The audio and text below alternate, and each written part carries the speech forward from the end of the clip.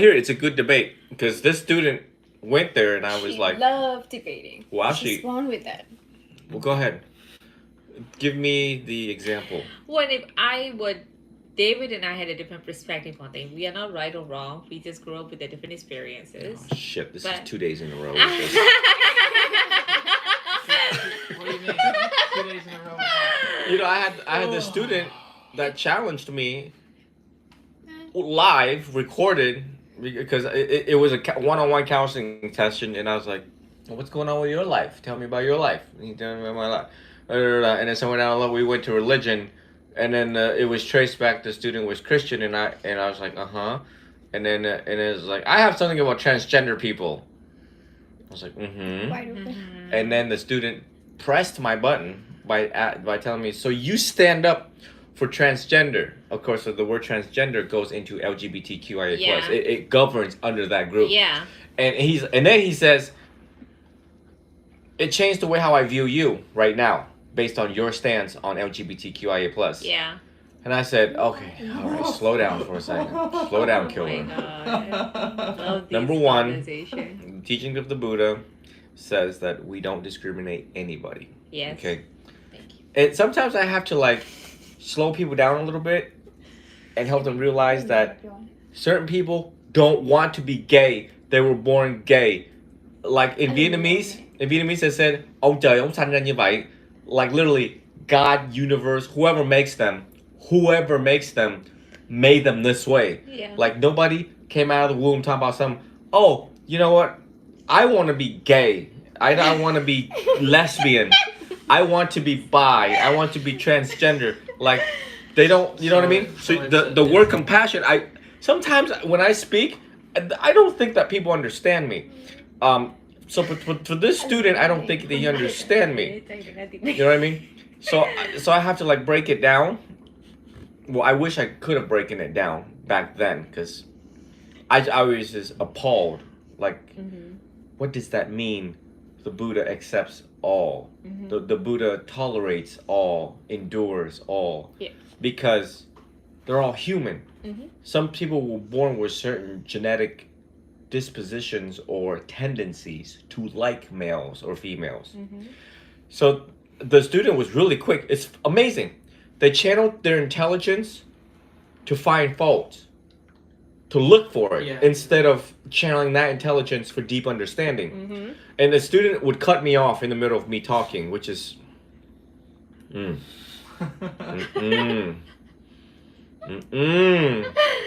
it was like, so you supported that, right? The student told me that, and I was like,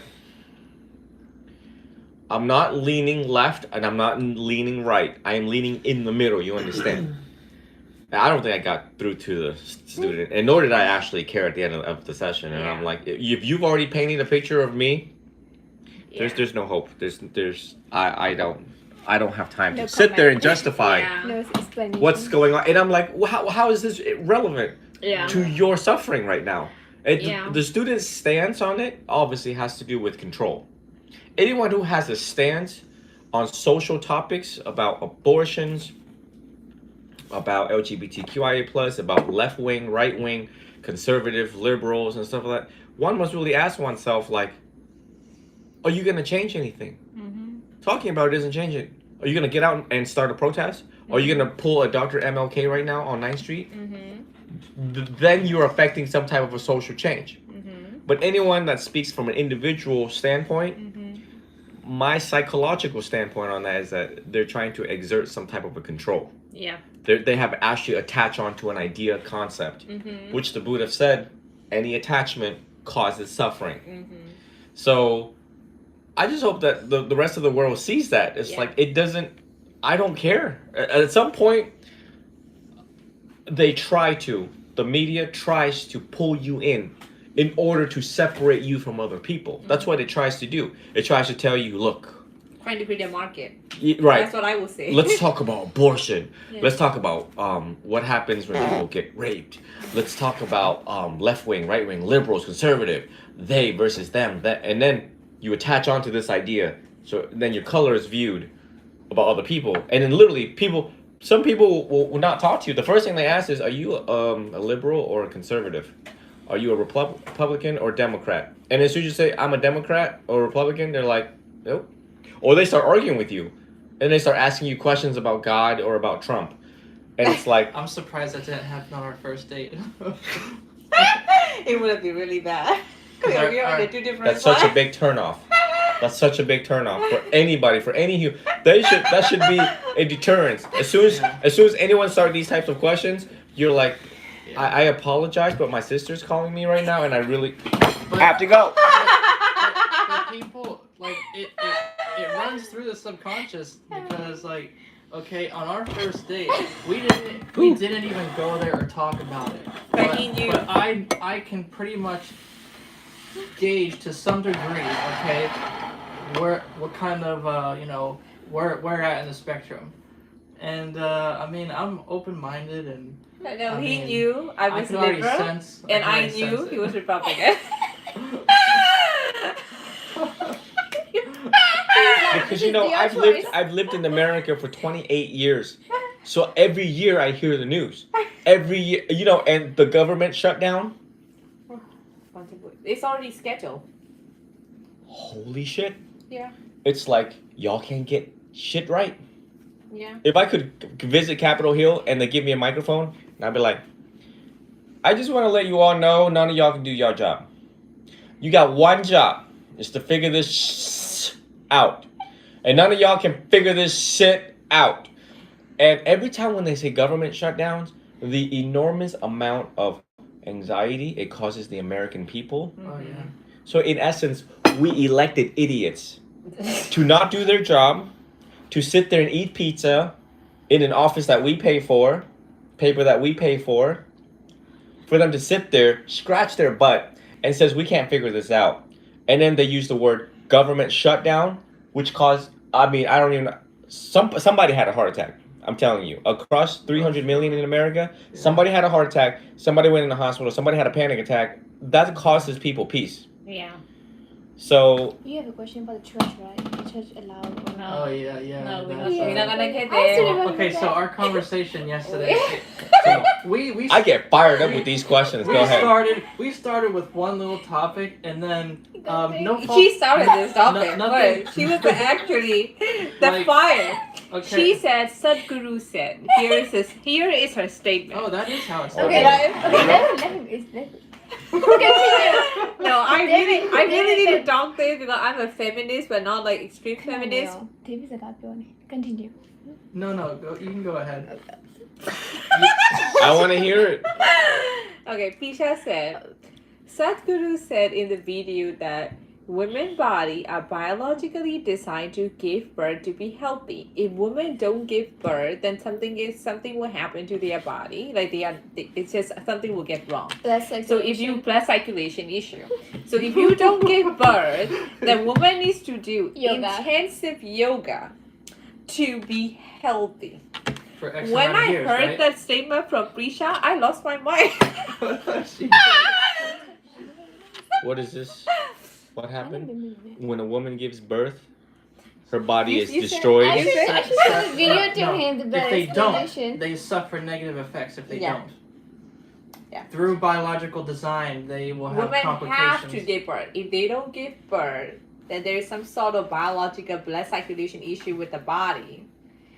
Then, if they don't give birth, then they have to. And it is exactly teachings like that is why India is so overpopulated. And there's more suffering. And there's more suffering. And then there's rapes on buses in India. Thank you. Listen, and then David made a statement. So there is a historical evidence. well, Women I'm hips retiring, are y'all. I Women- made all sorts of all women kinds of hips are statements. bigger back then, and they can bear more kids compared to kids like women these days. I lost my mind. I don't want to think about both of them. Look. Laugh first and then talk. Okay, I can't because it's funny. Control.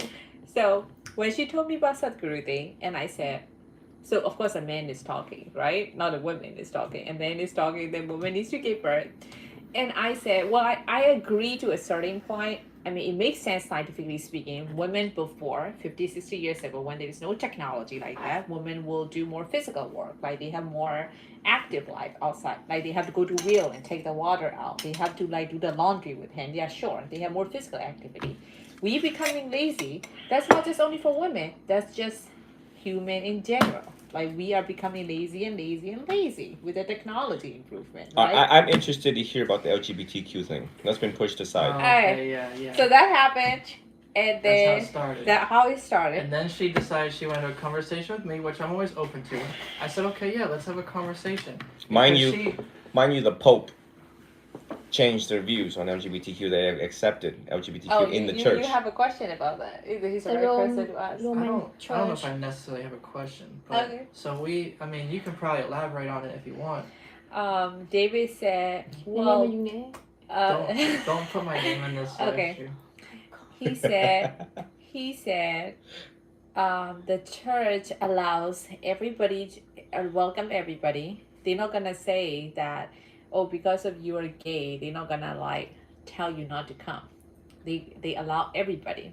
So in that sense, maybe God will work. God will walk through them, and then they will realize, and then they will get attracted to the same sex gender and follow what universe is made for. Well, I'm not. I'm just saying. I said may. I get it. He I get may. it. I get it. He I get it. You may. have to be defensive. It's He okay. I get He it. Đi may. biết mà nem yêu. Listen, It's not my job to cast any sort of judgment. It's here's he may work through them. here's the deal. There's 8 billion people on the planet. The first thing is to make sure that they remain safe Mhm. and be a gift of safety for other people. Mhm. One way is to try to get them into churches, right? So they can hear forgiving and keeping the 10 Commandments. Who cares about their sexuality? Who cares? Do what you do. They do it anyways. Mhm. Okay? Get them into churches, let them hear the good words, and behave. Damn it. I do have a question now. It came back. It came back. Go ahead. Okay. So, anyone that wants to stand outside and not believe all the teaching of the church, let's say any sort of community, would they be allowed to receive any sort of sacraments, or they'd be denied any sacraments in the church? That's not important. Who cares about that? The whole thing with sacrament, I'll get to that. Okay, so first thing is to grab as many millions and billions of people and stick them in a church, because only good things happen in the church. They would say nice things, good things, positive things, beneficial things, necessary things, so that people's views are, okay. Somewhere down the line, if they go through the Bible and they see Adam and Eve, a smart one will figure it out, okay? We don't got time. This is happening too fast. The transgender thing is happening too fast. We still don't know how the mind works. We don't even know how the brain works. We also don't know how the body works. We don't know how it works. Nonetheless, give teachings on it about gender preference, or this preference with that preference, and then there's AI in there now, right? So that's number one. So of course, the smart thing from the church's standpoint is, okay, fix the policy. You have authority to teach, fix it. So they fixed it so that everyone feels inclusive. They're very sensitive. People are very sensitive, okay?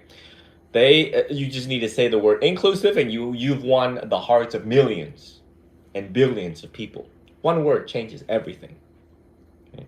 But if you don't say that word, inclusive, or all, then you will lose millions and billions of people and dollars. Of people and dollars, right? And then they're gonna go out there and nothing good happens when they start leaving the church, any church. They're gonna feel exclusive. No one loves me, no one wants me, God don't want me, they don't want me, the bishop don't want me, the priest don't want me, the cardinals don't want me, my neighbors don't want me. They're like, oh, well, where can I get a gun? That's where people start becoming extremists. Okay, just like that guy who, whether he's gay or not, who knows? But he went into Club Pulse and mowed these people, Yeah. mowed them down in front of a police officer. He ran right past the cop with a rifle. The cop chased him and started firing into the bathroom and just mowed people down. When they studied the shooting, they went back and they're like, wait, he's been here. He has shown up here. So then there's questions around like, is he gay? Was he in denial? Did he hate himself? What happened? So we need less people that do that. Okay. The sacraments. All right. Receiving the body. Okay. I totally get it. Right. The purpose of it is these are visible signs. Here is the bread and here's the wine. Why do people drink? Why do people take the body of Christ? To feel that Christ is in them. So they're less likely. It always goes back to try to get them to keep the commandments. No different than when two people share bodies with each other. The act of intercourse. I am in you or you are in me. Less likely to cheat. You get the big picture. Yeah, Okay. I tell her that the two become one flesh is sacrament Right. of marriage. Quite frankly, I started to ask, and I'm like, well, in Buddhism, we don't really have the sacrament. We don't have a lot of things. And my thing is moving away from rituals, rites and rituals and all these things, but people ask for the precept, they ask for all these formalities of things. And I'm like, I think people are attached on to the formality of things. It doesn't really matter. The ordination doesn't matter. The giving of the ceremony of the precepts, the disrobement, none of that matters. What matters is your intentions. People are like, okay, you give me the precepts. And I was like, yeah, sure. That's such a waste of time. I really is. There's so much thing that I have to attend to rather than sit there and repeat these things that's already on the internet. Which other monks have already done. You just pretend like you're there. Well, can you just pretend like you're there? But they want it, okay? They can take the precepts to themselves, by themselves, in their home. A smart student would do that. Promise not to cheat, lie, kill, steal. Okay? Anyone who have enough statues in the home before they leave the house, they look at the Buddha and they're like, all right, I gotcha. You see that Buddha right there? See that statue right there? Before you leave the house, they're like, hey, what's up, homie G? Gotcha. What do we get? I got that you want me to be mindful today. I got that you don't want me to be rude to anybody. If I can't help them, I won't hurt them. You want me to come back kinder and wiser. Got it. See you at 8 when I get home. That's all that's needed. As being Buddhist, right? So this is about thinking outside of the box in a bigger context of things. Yeah.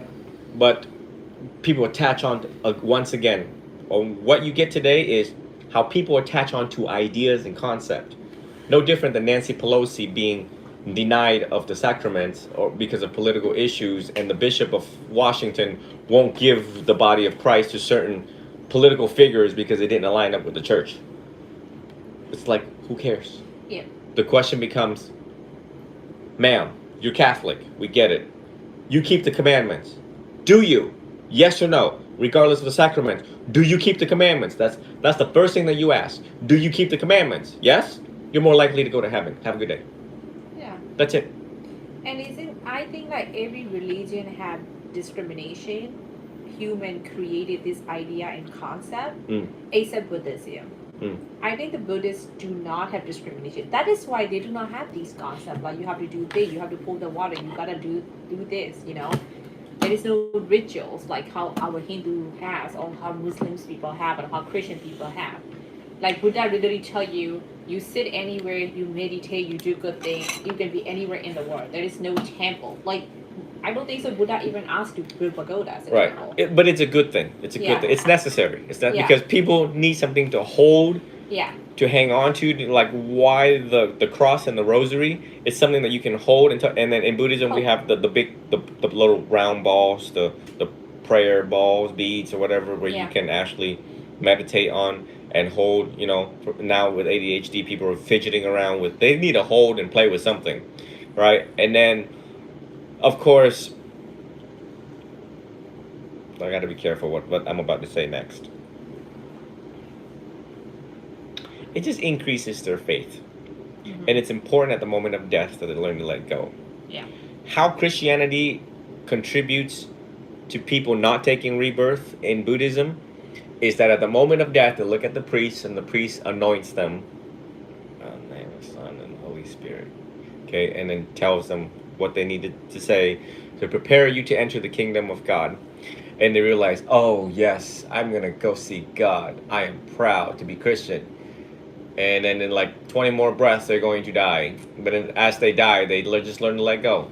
It prepares them to let go, which is beautiful. Because then, Buddhist or not, they're less attachment at the moment of death is a good thing for the human psyche, consciousness, and That's soul. exactly what Buddha said too. Right. Message, the same thing. But Right.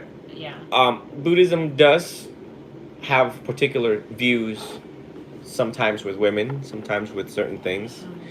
But it's up to the monastic order, an intelligent monastic, to look at it and figure out why that's there, why that was written. Yeah.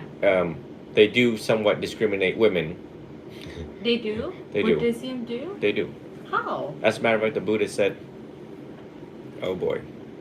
I never knew about that. Mm-hmm. How? What? They discriminate women. So there were the Buddha's stepmom wanted to ordain. So the Buddha's biological mom passed away 7 days after he was born. Okay, so Queen Maya passed away. And then the stepmom, her name was Mahaprajapati. Okay, she asked the Buddha, hey, can I ordain as a nun? The Buddha was like, no. Like 20 times. So she cried. And then the chief disciple, Ananda, was like, this woman raised you. You gonna like give it to them? No. He kept on saying no. And then Ananda was like, you gonna tell me why you say no? And the Buddha says, women are like weeds in a perfectly nice field of grass or something like that. So the Buddha described women as weed in a field of good crops. They're like these annoying weeds that grow in there. And he's like, okay. So he begged the Buddha, and eventually he ordained women. Therefore, the nuns order in Buddhism have to be more than perfect. More than perfect in their behavior. They have 301 precepts instead of 227, meant to keep them straight on the path. Yes. No, you say first. You finish. I have never had a nun hit on me. I've had other monastics that are males hit on me. Whatever it is they want, whatever it is that they want. But I've never had a nun steer off course and said, how you doing? You want to take off your robes for a second? Are you serious? Oh yeah, I've never had a nun do that. The mad respect for the nun's order, because they realize the Buddha's standpoint on there. It's no different than, we know black people, right? No different than people saying black people are bad. Oh great, here we go again with this thing. Why are black people bad? Well, majority of them are in jail and in prison, but not all of them are. Okay, so then if you're black, right, then you need to be better than perfect to not fall into the statistic in people's perception of you. So the women's order in Buddhism is like that. Like they realize that this was the Buddha's standpoint, so we're never gonna steer left. We're gonna keep it very straight. What is my view about men and women? I think that they're equal. I believe that they're equal. They're equally beautiful, but they're also equally ignorant, arrogant, stupid, whatever. All the good things and all the bad things in men and women. You know what I mean? we may never know why he said what he says. So therefore, we living monastics have to conduct research. He says, come to see for yourself. So therefore, any existing monastic that is watching right now would need to observe women and see how they behave in the world. How many women have done wrong? How many women have done good to try to prove the Buddha wrong? We need to try to prove, we always do. That's our job, is to try to prove him wrong. It was an open invitation. So again, we still don't know how the mind works and the body works, nonetheless, men and women. And the observations of men and women to see why would the Buddha say this about women? And why Buddha said certain things about men. But yeah, he does. But it's up to people like me, through my experience in life, to question things and be careful of what I say to women about women and standing up for them. And as a matter of fact, there's places, and then of course, so the nuns order died out. How there's technicalities in the nuns order where they couldn't revive and ordain women. We are bhikkhus, women are bhikkhunis. And so the bhikkhuni order died out and they couldn't revive it. But then Sri Lanka, I believe it was Sri Lanka, who started to ordain women again, reviving a technicality that was said that it could not be done. Then you have Ajahn Brahm of Australia, who is like, he's literally His Holiness. Very powerful man. I've spoken to him before. He has nobility title of the king from Thailand. And he says, y'all gonna kick me out of Thailand, the Thai Forest Order? Because he was Ajahn Chah's disciple. And he's like, I don't give a damn. I'm gonna ordain women. Let's do it. So he ordains women. So now there's multiple places that ordains women as bhikkhunis. And I'm one of them. I've been very outspoken about bringing back the bhikkhuni order. And one day I will ordain women as bhikkhunis so that they have equal status. There are places in Vietnam and other countries where women cannot wear the same color robes as we are. They wear white, like Pink. the pink and white. Brown. Right, like the Mechi order. And of course they said, and of course the women over there are like, well, you see this white? Yeah, it's more pure than what you guys are wearing. So they're always bickering back and forth. It's not fair. I don't like it. Do you know there? I have a perspective on that because, like you said, like we have to think. Well, like Buddha said it. Maybe I have an answer for it. But before I say that, But it was human who wrote in the Yeah. Pali Canon. yeah, Right. So that's why that's why the student who argued with me about transgender in the Bible, this student cited the Bible. This student was like, well, God said this and God says that. And and I'm like, what is it about the Bible? Well, Jesus. I told her that too because she said the same thing. Oh, you're in for a rude awakening. well, The student says, the red words, the red text is what Jesus actually said. I was like, okay, all right. Well, I have the Bible here. So I drag my Bibles out. There's like 6, 7 Bibles, one of which is 70 years old in my office. And I put it right here. And I open it up like, look, see, red words. That's what Jesus said, right? All right. Well, how do you explain different countries have different Bibles? And for example, like Jerusalem, where God says, Jerusalem, this is the holy land of God. And then other places, the Bible says, well, no, well, this is the holy land of God. And that's how they start fighting. Yeah. Because God tells them different things. Why would God tell them different things if this is one unifying book? So therefore, I was trying to, and I don't think he gets it. And I was trying to open up this student's mind. And I'm like, men wrote the Bible. That's what I told her. And then we make changes and we took stuff out. The new Yeah. King James Version, we took Yep. stuff out.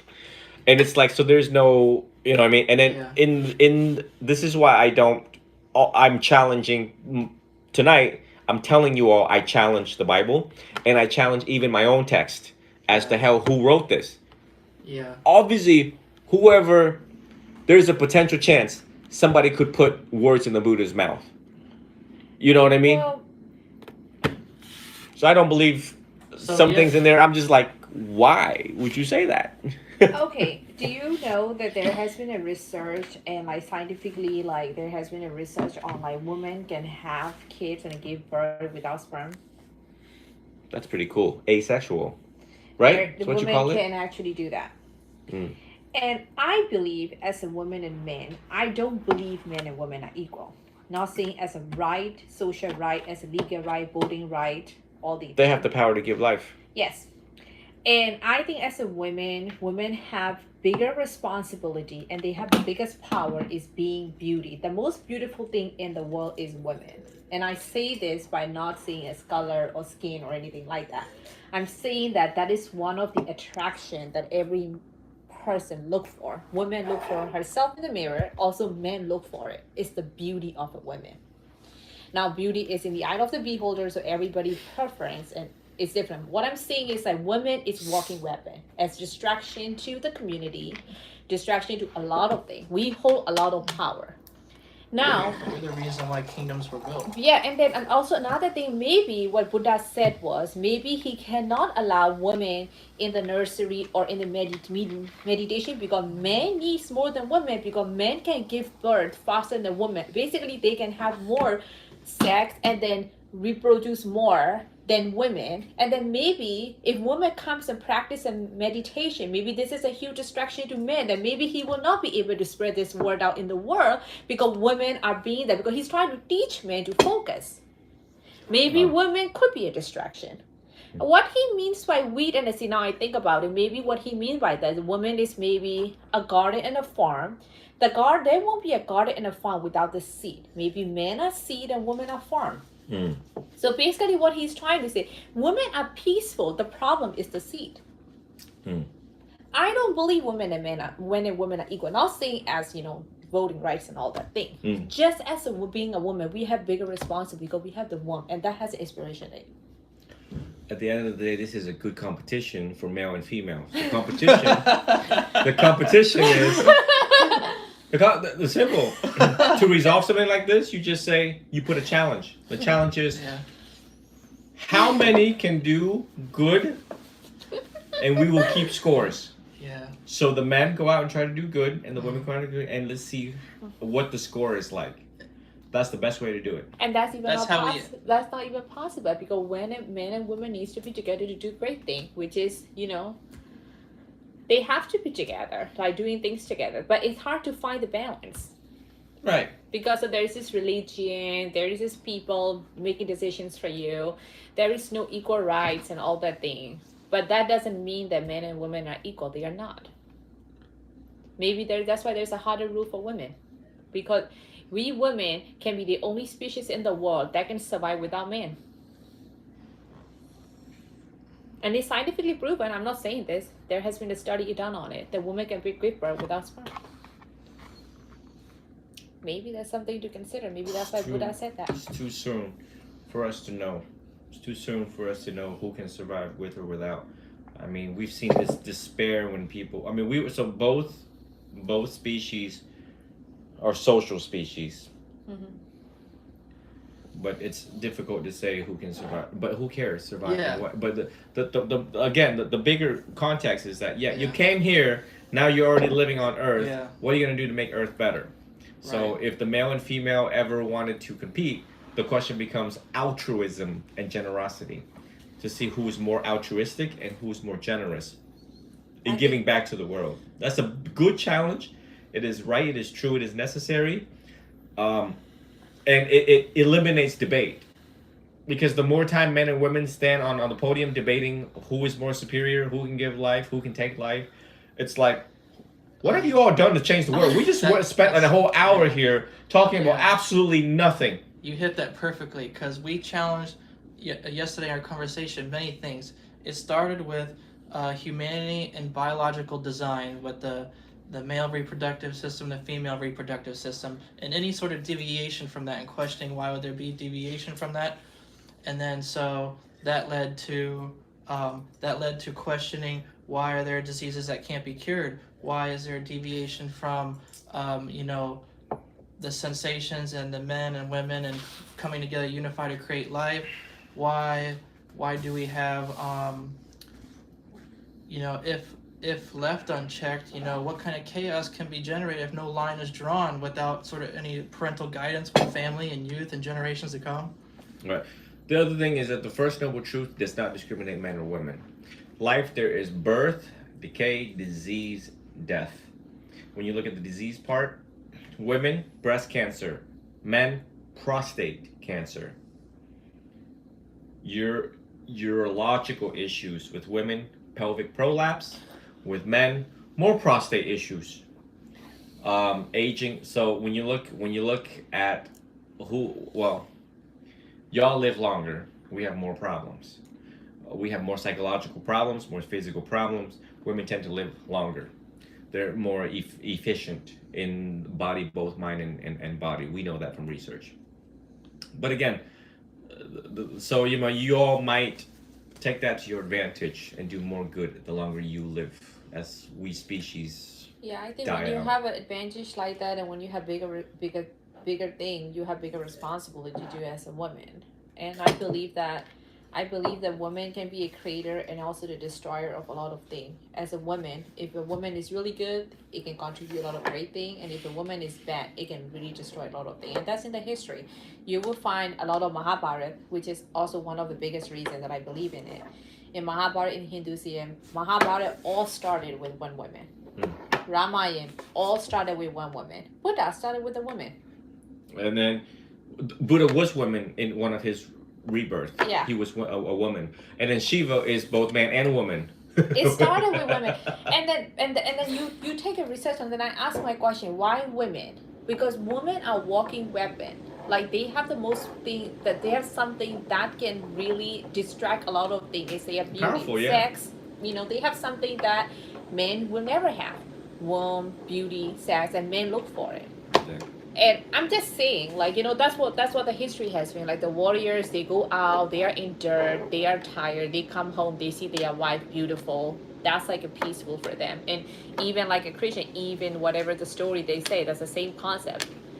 He Okay. asks the God for a woman again. Yes. All right. So, So did we ever address the LGBTQ? We did, right? Well, Go ahead. Our conversation kept going on these side notes, Yeah. and we were having a debate over what would be the reasoning or source cause for is this decision of same-sex attraction, is it innate or not? And then, okay, what would be the reasoning behind why priests would partake in things that are not godly? What is the source behind all these things? And so that was another conversation we had. And I said the same thing that you And- said, exactly the same. I just told him that people are born with it. You cannot force yourself to be a woman or gay or lesbian. You're born with your own preference, just like you're born with you like tomato or not, and you like spicy or not.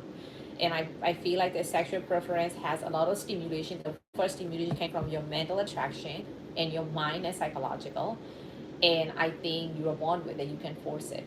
All right. And that's what I believe. said, and then my part was I was trying to bring a discussion where let's try to keep things through biological design and maybe divine purpose and biological design.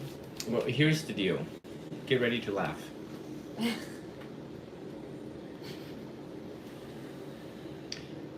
At the end of the day, it doesn't matter if you're gay or straight. What is most pressing is how much you desire sensual pleasures. And when I first started off coming in here, I told you all about the 70-something-year-old that had kids with the 36-year-old. Yeah. But at the time that he conceived, she was 20. Yeah. Think about that. Yeah. Sensual pleasures, right? And the Buddha said this over and over again about, that looks real good, don't it? Them titties look real good, don't it? That ass look real good, don't it? Go ahead, touch it. Try it out. Try it. And the endless pain and suffering that comes thereafter. The whole time I'm sitting there working this case, I'm thinking in my head, so you couldn't control yourself. You went and found somebody who is 30 years less than you. You done knocked her up, thinking that this was stability and security for you. Happiness, stability, and security for you and your life and the remaining balance of your life. And now, here we are. A decade and a half later, losing everything. Was it worth it? At the end of the day, is it worth it? So the question becomes, the key question becomes, doesn't matter if they're gay or straight, they're gonna have sexual tendencies. They're going to go out and look for pleasure. We are pleasure seekers. The intelligent human, The source behind that. That's right, the intelligent human will see the consequences Yes. of the man or the woman that they're loving, and before they put whatever it is they want to do, okay, whatever intercourse, sex, or whatever, think about the disease, think about the consequences, and whether this in fact will lead you to true inner peace, happiness, freedom, and liberation down the road, given what we know about Right. human psyche and how humans change over time. And that's what we talked about yesterday, because she was saying, okay, we had a topic of love. Right. Like, you know, what is love? What's behind it? You know, what validates it? What can it be? Can it be all these different things? And I said, and I kind of like touched on these points that you just made, okay? You can have love and then you kind of describe your reasoning behind it, but there are implications, you know, and, you know, depending on preference or whatnot, why are these things a possibility, you know, if you partake in a certain sort of action? Eventually, it comes back to the ignorance of the Four Noble Truths, of which both of you should be very well knowledgeable by now with the books that I'm giving you. That they cause suffering to themselves because they don't know about the Four Noble Truths. And this guy, right, this case that I'm working, and I'm like, and he just happened to be Buddhist. I asked him, what are you? He's a Buddhist. And I was like, oh, It's too late now. What am I going to do? Sit there and start teaching the Four Noble Truths to him? Wow, that's 70 years worth of mistakes. That is 70 years of constant mistakes that one could not figure out. So by the days that passes, I've said this over and over again, there are certain people that is incapable of understanding the Four Noble Truths, and there are people who have poor roots, and as a direct result of that poor roots, they couldn't understand the Four Noble Truths. So it is an endless cycle of suffering. So at that moment, I'm at a loss of words. When I worked that case, Wow. I had nothing to say. I sat in silence. I was reading this book and I had Going back to sat in silence. going back to what you were describing about the 7-year-old, I would say that if one were to familiarize or maybe kind of immerse himself in the church teachings, the church's teachings, they will help with help fight against different sorts of temptation. So instead of being fixated on numerous women, following the church's teachings and the rituals and the sacraments will help keep you on a path. Not keep you, but it'll help your mind on a path. One of your question was, why do priests do what they do, right? Well, that was her question. So Cardinal McCarrick was defrocked. That means they ripped that title away from him. So Cardinal McCarrick was like one of the biggest fundraiser. Like, I try to pull his videos to study. As soon as they say he was a prolific, so one of the hardest thing ever to do as a holy man is to try to get money for your church. And so I was like, well, what is it about Cardinal McCarrick? I mean, I keep on hearing his name over and over again, and I'm like, let me see how he talks. And he always starts off with "dear friends," and then he speaks. So he reeled in probably billions of dollars for the Catholic Church. Then he was very outspoken about don't touch boys, don't commit sexual misconduct, and then he in turn got charged for sexual And I'm misconduct. against you that statement. Well, Huh. well, she said okay, and I mean it's a fair question. What is? She raised the question: if you're a priest or someone in the church, then how can you cause this? Because you have permanent, you have like a permanent aid or belief with Jesus. So why is that happening? No. Isn't that what you said? No, I said why it is happening, because it is happening because it doesn't matter. You're at the church, you have a teaching. If you are not wise enough to adapt certain thing, if you're born with a psychological defect or if you're born with certain problem, you're gonna practice that. You try not to, but you will do it, and that's the problem with humanity. Listen. So I'm getting there. I'm answering the question. Actually, all of it in the story. So I'm profiling Cardinal McCarrick, and I mean the way how he sounded when he spoke about not standing up for crimes against children, and I was like, I was convinced this man could never do wrong. His words were so persuasive in his official capacity as a cardinal, prince of the church. A cardinal is the prince of the church. Very rare college of cardinals. So everyone's like, okay. So then he was charged, and then other cardinals tried to cover it up. His one of his student was Cardinal. Victor. What was it? Okay, so he was like, oh, I didn't know Cardinal McCarrick was charged for that. I forgot, and the public was like, you didn't forget. Shame on you. So he caused a whole line of suffering down the church. The Catholic world does a somewhat of a good job trying to find the most. It's one of the hardest thing to be is a priest, because they watch you very closely. Out of all the systems of Christianity in the world, I have found that the Catholic Church tries their best in applying science, psychological forensics, everything. They dump a lot of money into watching priests, into, recruiting them, and then put them through school, 7 years of Doctors of Divinities, Masters in Divinities, Masters of Semantic Theologies, learning all about, and then they watch them. And then they're like, okay, we can ordain him. But just first layer, okay, which is deacon.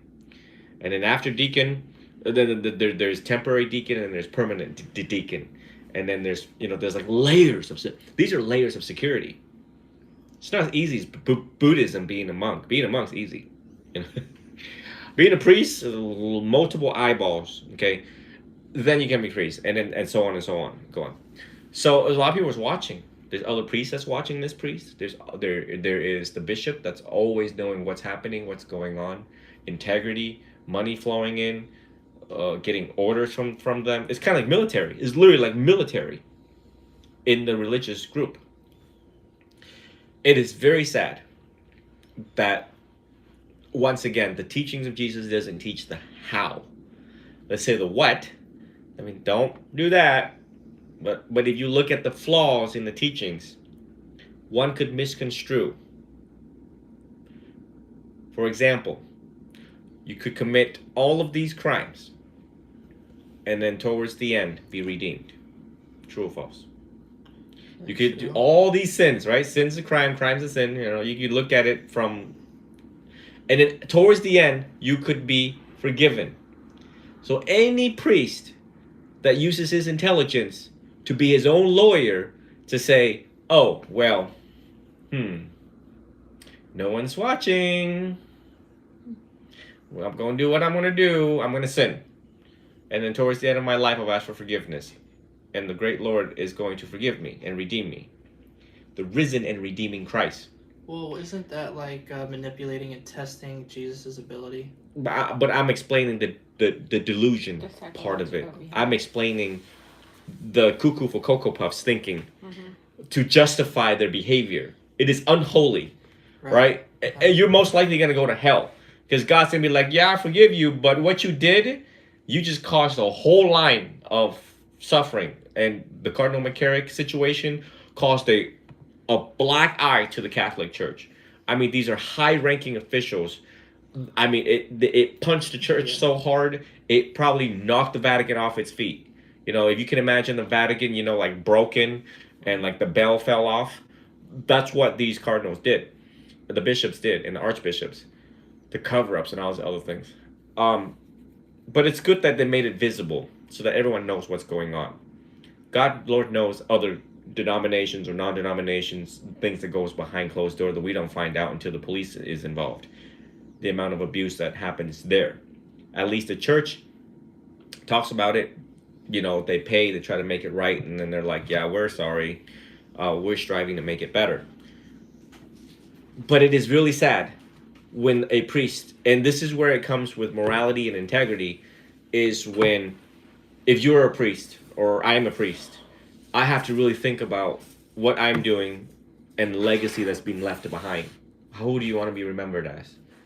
Because everything is written in history, you know, and how is this going to make the church better or not? So it is really, really sad when I see these things. But it is no wonder why Catholic priests borrow the teachings of the Buddha to make them a better Catholic priest. They've said it in dozens when they were training with Venerable Thich Nhat Hanh. And we have those seminars all the time. When the priest comes down to the monasteries, they practice for a time, a couple months, and then they leave. So is Buddhist nuns. Buddhist nuns practice meditation. So they borrow eclectic teachings now. Now with science, they're borrowing the teachings from the Buddha so that they know how to resolve sexual desires, sensual desires, so that they can tame it, so that it can become better legacies, so they can become saints down the road. That's why Resolve and Buddha tame. Buddha doesn't have a roof. Buddha doesn't require clothing. Buddha doesn't require hat. Buddha doesn't require a position of authority. Buddha doesn't require a roof on his head. Buddha doesn't ask for any donation. Buddha doesn't do all that because Buddha is trying to get the message that with these things exist in your life, it's a temptation and you will never get that route of letting it go, because like these things are surrounded, women around you, money around you, like politics around you, and that is with every religion. Like Hindu has it, Christian had it, Islam had it. Everybody has a temple, everybody has to raise a fund, everybody has to have this economy going. All that in Buddha is the only kind of, in my perspective, where I came from, when monks are really out there, they don't require a roof on the head because they cannot let those things dominate their beliefs. That's what, I don't know if I'm saying it Yeah, they wrong. asked us all the time. Me and Venerable Lee asked them, like, where are you from? Vietnam, Korea. What monastery do you stay in? We're traveling monks. We're not residential monks. Mhm. We travel just like the Buddha. Everything we do, we try to practice exactly like the Buddha, as Yeah. much as we can while we're living in a city. We work. We make our own money. We don't ask for donations. And it's hard. Is there a time where I come here and I'm at, excuse me, I need money? Yeah. You know what I mean? Absolutely, and it's hard. So our life is like half of it we work. We're exhausted. You know that sometimes we come up here just tonight. We're exhausted from working. You know what I mean? I am working emergency mental health. I literally can, like, they can kill me if I don't keep my eyes open. You know what I mean? I'm like inches away from people who have homicidal thoughts. So what was draining today was there's no physicality. I didn't carry anything heavy, but you know, today I had to like be very vigilant. I was like lack of sleep from the week, and then I have to like watch a bunch of people in there, and I'm like, yeah, I have compassion for y'all. I love y'all to death, but I realize y'all can like kill each other right now or kill me. So I was just like, and then Venerable Lee's doing ADI courses, which Prisha will soon do too. We may push that over to Prisha to practice. So I'll have you text her tomorrow or so.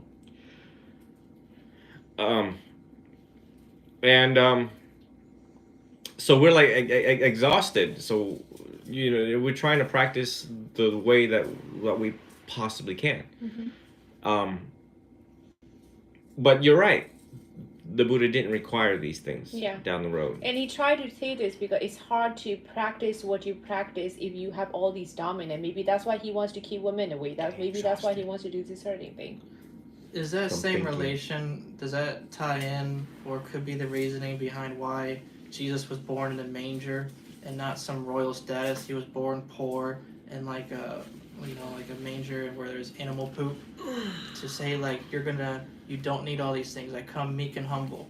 Yeah, it's really sad that they twisted a lot of things up. Humans, they like literally make up stories and they tell other people this, and then they misconstrue the teachings. I think when I emerged as a monk years ago, and I was this very bright and happy monk, people were like they're like, oh my God, who is he? Why is he so happy of giving this teaching, giving decades of histories of Buddhism, decades of history in any religion about all the bad stuff. Like, we know these things. We know that monks scam priests scam, rabbis, all the holy orders. They all scam people. And they're just wondering why, like, this monk is so free. And I practice by myself and to myself, and I ignore all the bad stuff, and I'm teaching all the good stuff.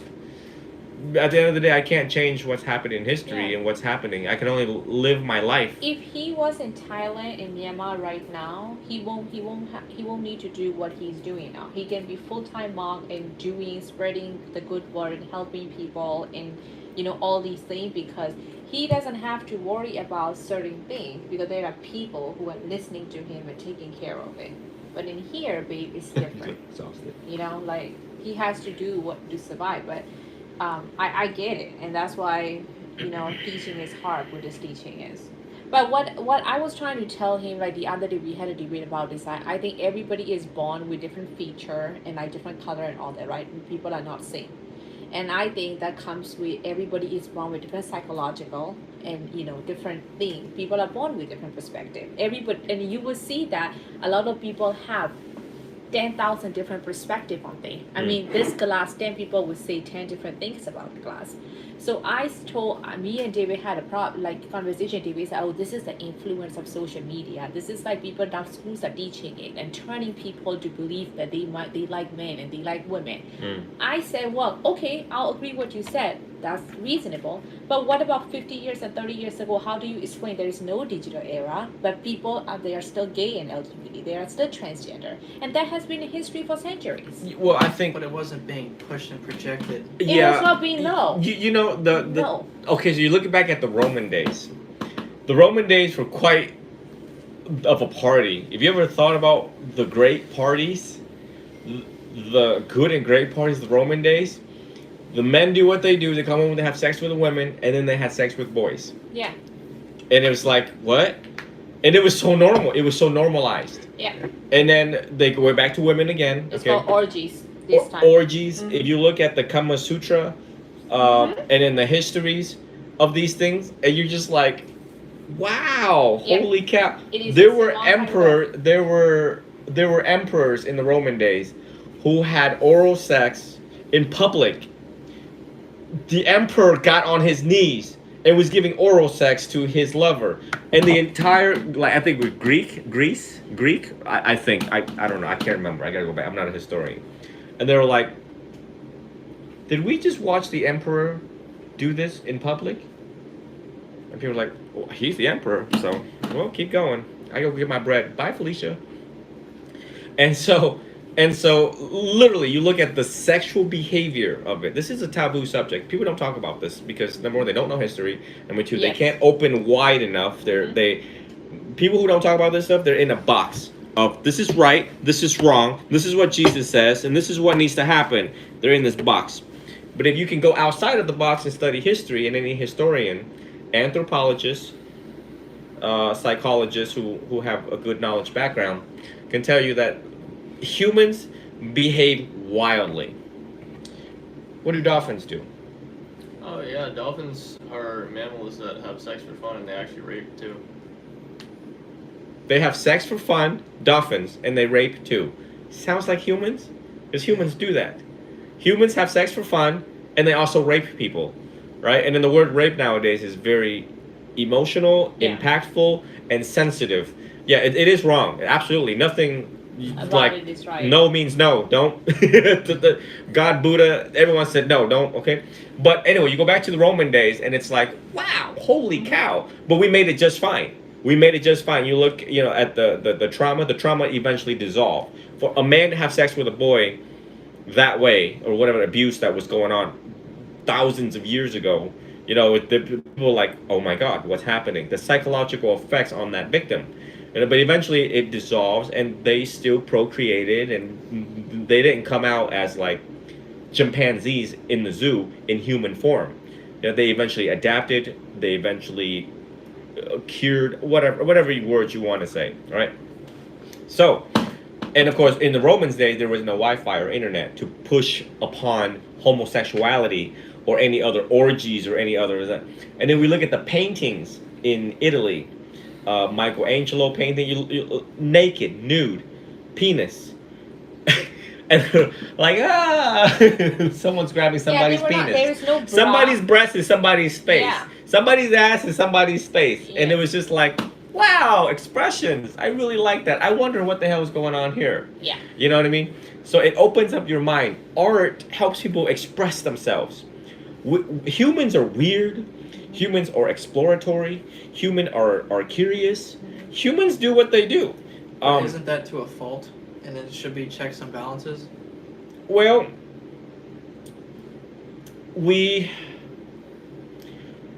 science helps us a lot, and religion helps us a lot Production. to come into the middle way.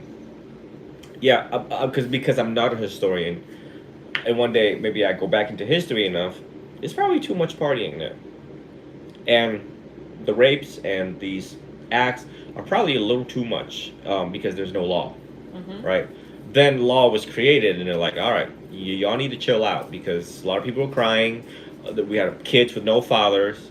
Of course, you know, they're going to be kids with no fathers and child support. God, no, Lord knows about child support back then. Okay? So law comes in, and then the awareness of, like, self-restraint. And the Buddha emphasizes self-restraint. But, you know, eventually, yes, law's there to ensure this. Eventually, they will figure themselves out in what they like. But it is... Why I'm saying this is because men and women, boys and girls growing up, they will have curiosities. And that's why we hear some in the songs too. It's like, I kissed a girl and I liked it. That was our era. You remember that, yes, it right? was. Yeah, Katy So why Perry. did they make that song? Yeah. Because she tried it. She was probably straight or thought she was straight. She kissed a girl and she liked it. And she was like, ooh, tingly. Ooh, let's do other stuff. Right? That happens a lot. And eventually, do you like it? Or do you don't like it? Or do you like it for 5 years? And another 5 years you'll be straight. And then the question becomes, well, does that mean it's love? Does that become love? Is that pure or morally just? I mean, and these are conversations we had yesterday. But if they love themselves and they keep to themselves and they're not doing harm towards society, I say we leave them alone. And let God judge them. Yeah. At the end of the day, God's going to have the final saying. Lord Karma, Shiva, Vishnu, Buddha, Allah, Adonai is going to judge them the way that they're going to judge them. As what we need to worry about is whether or not they can keep the damn planet safe. Right. Love each other, but don't make no damn bombs at home. Okay, you know what I mean? Don't Make kill. love in the car. Yeah, just don't grab your AR and start running around Walmart. You know what I Yeah. mean? So that's my main concern as a holy man, is that it's too much to control. Stop crying. And even if I could control it and hold the microphone and be like, y'all gays need to reel it in and da-da-da-da, they'll never do it. The more you tell them not to do it, they'll do it even more. Yeah. Exponentially more. So we just keep noble silence. We're just like, where's the tree again? I'm going to go behind the tree. Because in front of the tree, I can see stuff. Behind the tree, I can't see anything. But then that conversation led into parental responsibility. So, like in the future, you know, what do parents do? What are parents going to do in generations to come for the youth? You know, the youth, if left unchecked and allowed to, without question or being any sort of parental guidance, they're going to roam free and create their own chaos and uncertainty. And that's what we have in the school system now. And there's no line being drawn. That's why we have pronouns Right. and things like that. So the best way to raise your kids is to take them to an island and raise them there without Wi-Fi. The best way to raise a kid right now is to make a lot of money, buy an island, go there, and or just like, what is the one of the groups in the United States that wear all dress white? So, In Tennessee they exist. What do we call them? They keep the I didn't know. oh, the Amish. The Amish. The Amish. Yeah. And there are certain very small tribal people who they don't even know what a phone is. You give this to them and it goes selfie mode and they're like, they just keep on look. They're just like alien. You give them a flashlight and they're like, oh Yeah. my god. The best way to I've pondered about this even in my own life. If I have kids, I don't have kids. Don't want any. But it's like you have to shield them. What the Buddha says, be aware of the senses, the 6 senses. 1, 2, 3, 4, 5. 6. I forgot something. Taste 6. Okay, shield them, because when all this is open and they're so vulnerable, yeah, it's gonna be very hard to control them when their friends say different, and they're everything that they see out. This is crazy. Don't ever raise your kid in the United States, ever. Don't raise them here. Yeah, and it's getting crazy because they're putting all this dominance and influence. Well, I don't agree what's happening in the school system. I don't agree what's happening in the world for a lot of reasons, because I think these influences are not great. Not letting child naturally adapt what they want to adapt. I'm just gonna give myself an example. Growing up at the school, I didn't believe in LGBT community. I'm like, yeah, when you get out of the school, you're gonna like men again. You're not gonna like a woman. You know, like I always think like that's a school influence or something. But when I grew out and I'm in a college, they are some of my friends. They are still with the women, and they struggle emotionally, mentally from the family and acceptance from the society. They left the country to be with this person, and they have to go extreme to get that independence and freedom, acceptance. And I'm like, oh my God, I never believe it. I basically will go and apologize to the girl again. I'm sorry at the school I judged you. My whole point is that sometimes you're born with it and you can't change it. Now there are other people who are curious and want to try it, and they do it, and this influence are not great. But I get it. But I think let the child born, let them discover what they want, because these attraction and these sensation, you can force it. You can tell somebody to like something because they're not gonna like it. You can tell kids to like, okay, drink only milk, not Coke. Not gonna work out. You know? Just saying. We speculate a lot. One thing is, number one, if you all plan to have a child, you should study to be a parent first before you have a child, and figure out amongst yourself how you're going to raise this child and shield them from the outside world as much as you can, because this is absolutely crazy of what's going on in the world. It's, yeah, and we could spend weeks talking about the amount of influence Crazy. that will enter into their eyes, into their brain, and once it's in here, it's very difficult to erase. Kids' brains are not like computers. You can't just go in there and delete a file. Yeah. Yeah, and so her perspective, we were talking about movies and exposure, and I said I'm trying to mitigate exposure. If I'm a parent, my parental role as a father is going to be mitigating that sort of exposure, but still showing respect in public and not judging. You know, let God work through whichever way He decides, but you know, as a father, mitigating exposure. You do not have authority to judge anybody. Every human is not equal. You can force somebody to like something. So the challenge for me to both of you as future parents or future adults is that my challenge is you all is to try to be wiser than I am. That's how you're gonna not blame yourself. Because it's always been this challenge. I've always had this challenge for the rest of humanity. Try to be wiser than I am. Why? That means you have to study as much as I did.